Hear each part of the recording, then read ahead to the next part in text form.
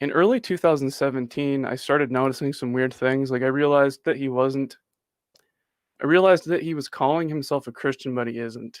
So that was the first kind of red flag for me. And a few months after that, someone showed me some evidence that he had worked for the United Nations. And by that time, I just kind of stopped paying attention to him.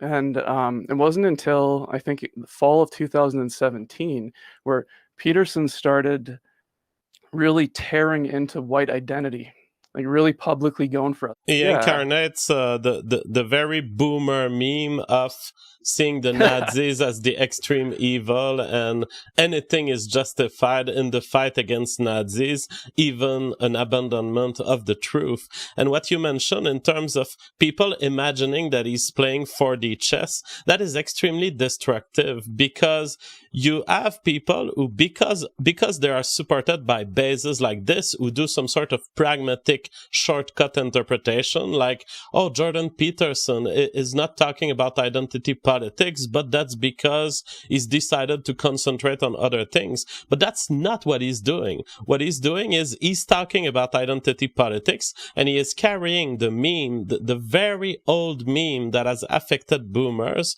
which is this constant cocking to Jewish interest and Jewish communities in Western civilization, and in particular this interpretation of World War II as being the extreme evil that humanity has reached, an evil that is due to identity politics. This construct, he carries it in full, and he should be called out and questioned about it, but he refuses to be called out, and this is what you present in your documentary.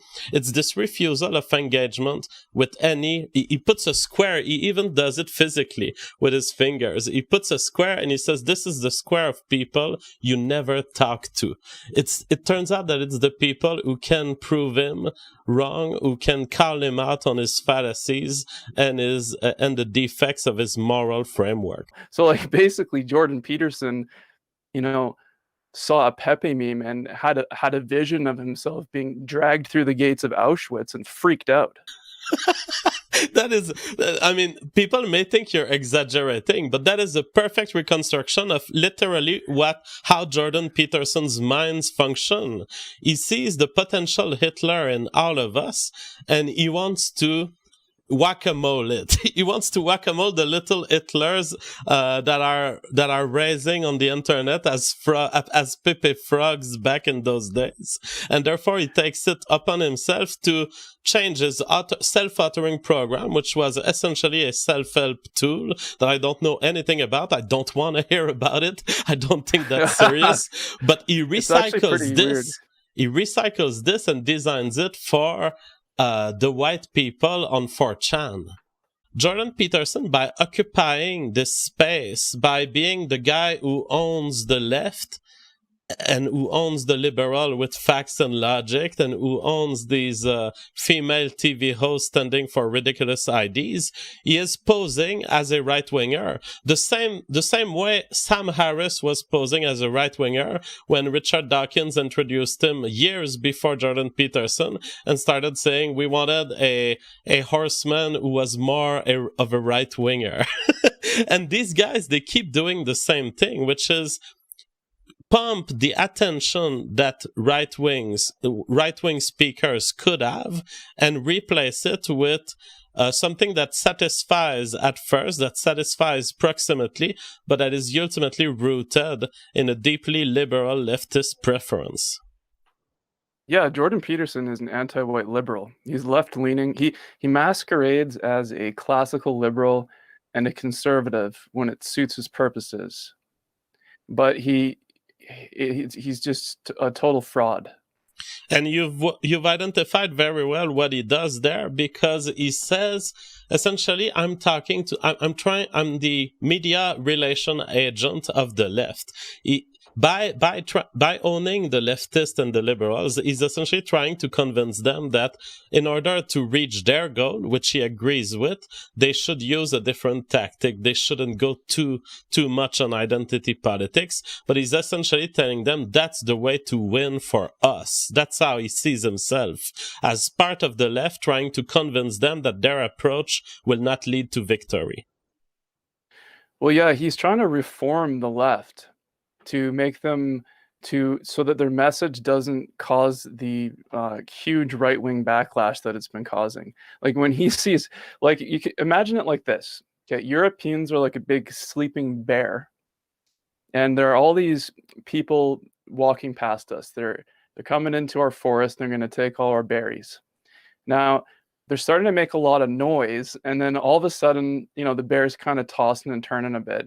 Jordan Peterson sees this and gets nervous because he wants to get some of those sweet, sweet forest berries. Then he notices that some people have broken off from the pack, and they're actually starting to poke the bear in the stomach with a stick. And, and then Peterson goes, "Oh my God, like what are you doing?" And they say, "Well, this is the patriarchy. We got to kill it." That's exactly what's happening. He's trying to say, guys, shut up. We're gonna win. If you just shut up, we're not gonna wake up a Nazi revolution in Canada, and we're gonna win. He's like, yes, exactly. He's like, just hold your horses for like 2 or 3 more decades and then go nuts. Yeah. I think it's a great metaphor, actually, for what Jordan Peterson does. He says, I took the United Nations globalist document and I removed all of the, what did you call it? Political claptrap? Ideological claptrap. Ideological claptrap. It's what he does. Jordan Peterson is digesting the globalist discourse and making it more digestible for whoever can eat it. Well, that was precisely my thought as well. It's like, well, think about how bad it must have sounded before he did that. And so they were like, "Hey, Peterson, you've studied Marxism like your whole life. Would you mind combing through this document and making it seem a little less terrifying?" Eric Weinstein created the intellectual dark web, and he works at George Soros's INET think tank as a research expert. So that's kind of weird.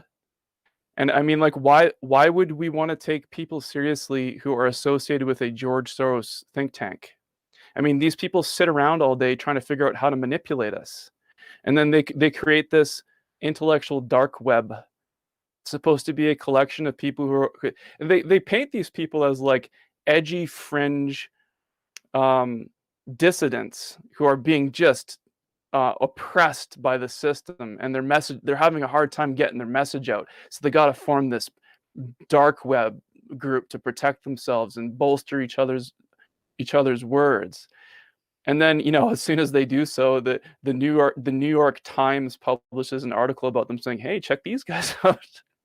Ever get the chance to ask this man a question, like if you're at one of his events or something, ask him this. Say, "Jordan Peterson, how do you justify, or no, sorry, not justify, how do you reconcile the cognitive dissonance of being staunchly against ethnic tribalism while simultaneously being a supporter of the state of Israel? How do you do it?" Absolutely. So he stood for the celebration of an event of ethno-nationalism because it was Correct. Jewish. Yes. Wow. Yeah.